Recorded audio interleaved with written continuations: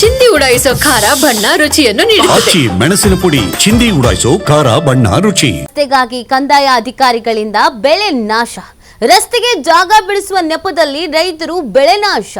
ಕಂದಾಯ ಅಧಿಕಾರಿಗಳ ವಿರುದ್ಧ ರೈತರು ಆರೋಪವನ್ನ ಮಾಡ್ತಾ ಇದ್ದಾರೆ.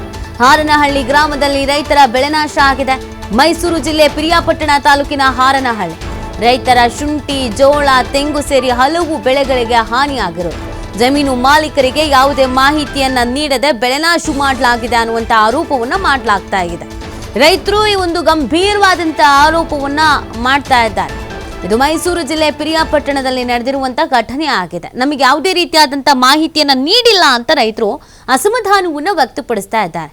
ರಸ್ತೆಗಾಗಿ ಕಂದಾಯ ಅಧಿಕಾರಿಗಳು ಈ ರೀತಿಯಾಗಿ ಬೆಳೆಯನ್ನ ನಾಶ ಮಾಡಿದ್ದಾರೆ ಅನ್ನುವಂತ ಆರೋಪವನ್ನು ಕೂಡ ಅವ್ರು ಮಾಡ್ತಾ ಇರೋದು.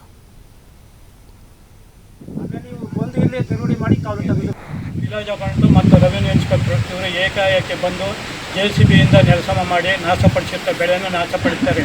ಜಮೀನಿನಲ್ಲಿ ತೆಂಗು, ಗೆಣಸು, ಟೊಬಾಕೊ, ಜೋಳ ಮತ್ತು ಶುಂಠಿ ಕೃಷಿ ಮಾಡಿರ್ತಾರೆ. ಇದನ್ನು ಬಂದು JCBಯಿಂದ ನಾಶಪಡಿಸಿರ್ತಾರೆ. ಇದಕ್ಕೆ ನಮಗೆ ಸೂಕ್ತ ಪರಿಹಾರ ಕೊಡಬೇಕು. ಅಕಸ್ಮಾತ್ ಏನಾದರೂ ದಾಖಲೆಗಳಲ್ಲಿ ರಸ್ತೆ ಇತ್ತು ಅಂತ ಹೇಳಿದ್ರೆ ಅದನ್ನು ಮಳೆಗಾಲ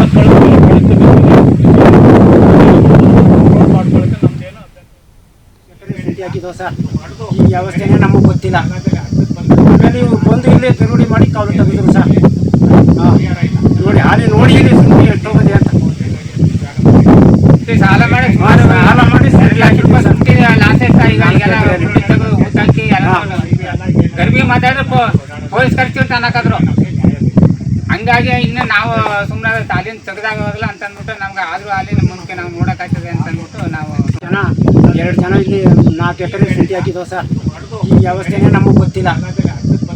ನೀವು ಬಂದು ಇಲ್ಲಿ ತಿರುಡಿ ಮಾಡಿ ಕಾಲು ತೆಗೆದ್ರು